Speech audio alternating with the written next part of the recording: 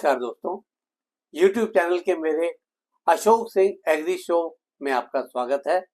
मैं हूं आपके साथ अशोक सिंह। यह जानकर प्रसन्नता हो सकती है कि हमारा देश विश्व में मछली उत्पादन के क्षेत्र में एक महत्वपूर्ण स्थान रखता है और चीन के बाद दूसरा सबसे बड़ा मछली उत्पादक देश भी है। नई तकनीकों की मदद से इस क्षेत्र में आकर्षक विकास हो रहा है। मछली पालन या एक्वाकल्चर और समुद्री मत्स्य पालन से भारत की अर्थव्यवस्था, रोजगार और खाद्य सुरक्षा में बड़ा योगदान मिलता है। हालांकि इस क्षेत्र में कई चुनौतियां भी हैं, जिनके कारण भारत ग्लोबल मार्केट में कंपटीशन करने में सक्षम नहीं हो पा रहा है। इसके बावजूद अभी हाल में ही संपन्न नेशनल फिशरीज बोर्ड की बैठक में देश के मछली उत्पादन को बढ़ाकर 2 करोड़ 20 लाख टन करने का नया टारगेट तय किया गया है।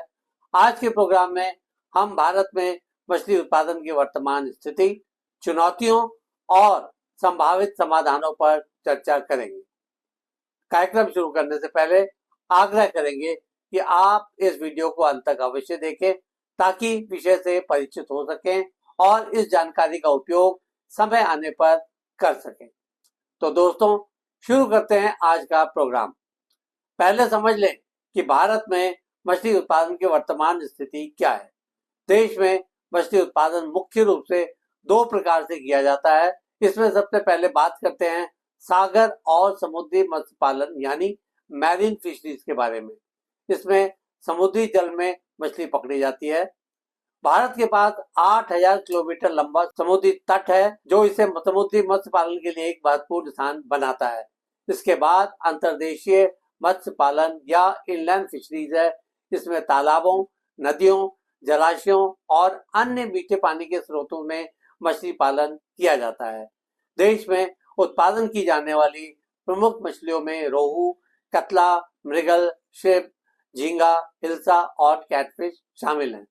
यहाँ मछली उत्पादन 2022-23 में लगभग 17 मिलियन टन था, जो ग्लोबल फिश प्रोडक्शन का लगभग 7% है।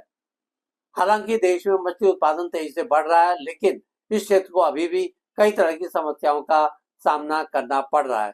आइए नजर डालते हैं ऐसी ही प्रमुख चुनौतियों पर।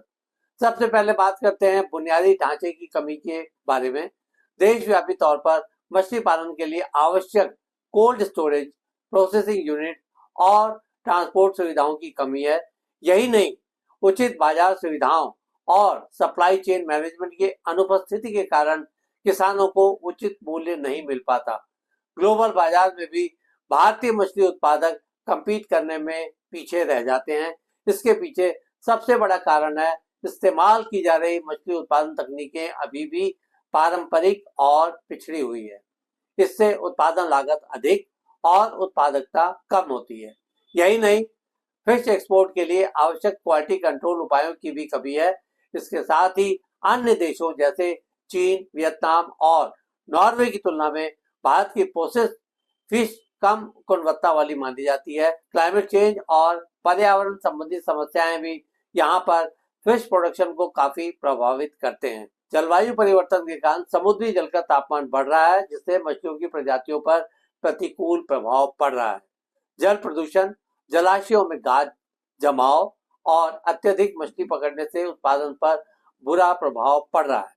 फाइनेंशियल प्रॉब्लम और सरकारी सहायता की कमी के कारण भी छोटे और मध्यम स्तर के मछली पालकों को बैंक से ऋण लेने में कठिनाई होती है।